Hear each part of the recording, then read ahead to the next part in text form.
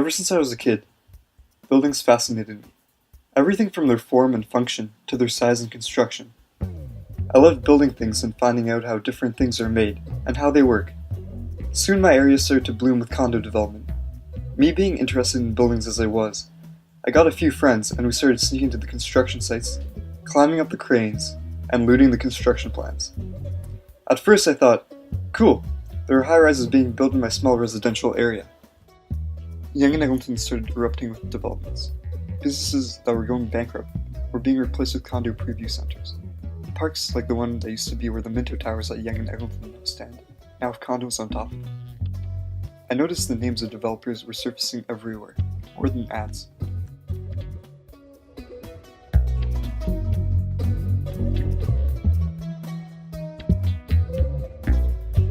The streets started filling up, traffic was moving slower and slower, and sidewalks became too narrow for the surplus flow of pedestrians.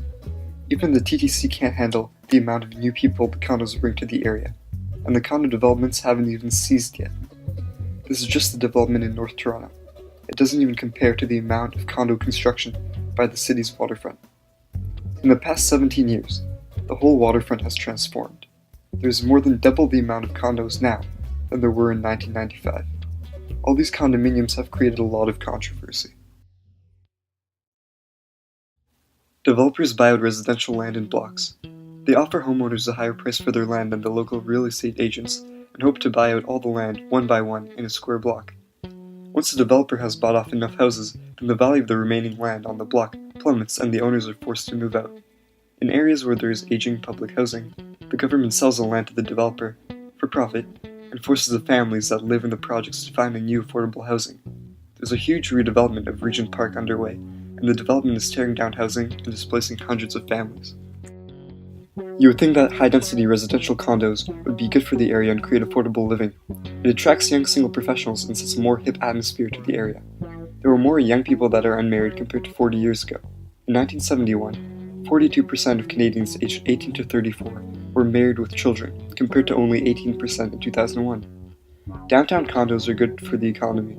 People live closer to the stores they want to shop at, and services are close by. They live in an area that has everything: the beautiful waterfront, parks, restaurants, and the entertainment district, and sports venues. Schools are even being expanded and developed in expectation of the families that will move into these condos. The problem is that when these people get older, they'll want to buy a house to raise their families and they'll move out. As the buildings age, they fall into disrepair. Even fairly new condos have problems with the window panes falling and creating a hazard for the general public. Constructions of condominiums are very costly. Investors want to maximize profit by putting in as little money into maintenance of the building and increase the maintenance fees as much as possible. When these buildings age and fall out of fashion to new condos, then people are less likely to want to move in and the value of the condo decreases. Residents are scared that in 20 years, the area will become a ghetto because low-income families that can only afford to live in the rundown towers will occupy it.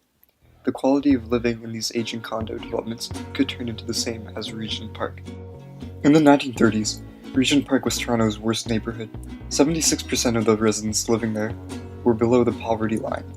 The state of the apartment buildings and housing there were in such bad shape that in the 1940s, the city turned the whole area into a community housing project.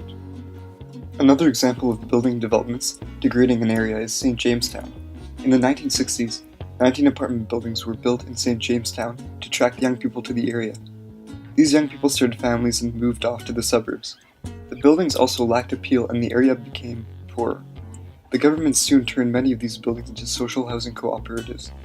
Mostly immigrant families now live in those two areas. The high-density condos also put a heavy load on the power grid and on public transportation. These developments turn high-value property by the waterfront that could potentially create jobs or even beautiful public spaces into structures that are built only to create profit for a decade or two. There used to be many more industrial buildings on the waterfront. It used to be an area that created many jobs. There are still remnants of the Canadian Malting Company and old storage towers. There were many jobs in factories and some still exist, like Redpath Sugar.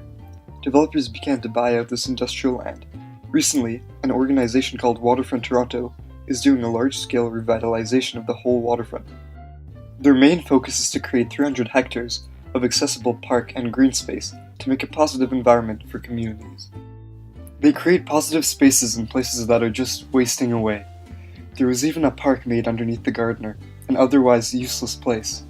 These spaces are dynamic and can be used for events and activities that will bring together communities. Many of these parks are environmentally friendly, for instance, Sherburne Park has structures that filter pollutants out of air and uses sand and plants to filter storm water. These parks also create a better look for the waterfront than high-rises do. Waterfront Toronto also revitalizes old industrial buildings into positive public spaces, like the Harbourfront Centre.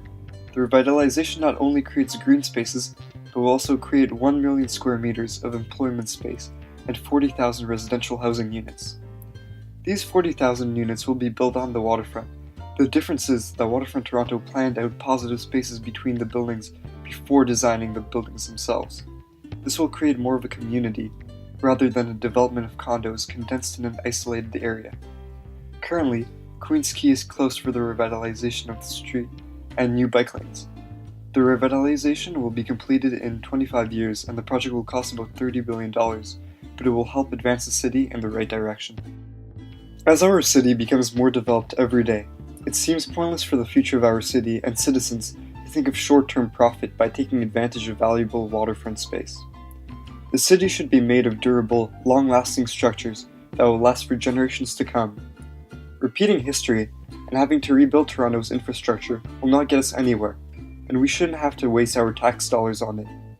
The future of the city should be one that's sustainable, affordable, and full of green design, not one full of high maintenance fees. Sydney and Chicago have beautiful waterfronts covered in vast amounts of parks and attractive public spaces that are iconic to the images of their cities. There's still time and space on the waterfront before it becomes completely crowded by glass and steel.